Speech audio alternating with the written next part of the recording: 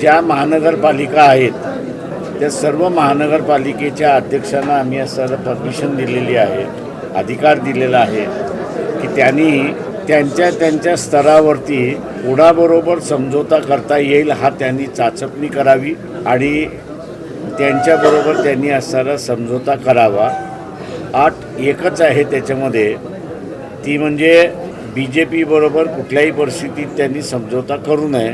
उभाटा सेना, एकनाथ शिंदेची सेना, शरद पवारांचं NCP, अजित पवारांचं NCP आणि काँग्रेस यांच्याबरोबर युती केली तरी चालेल.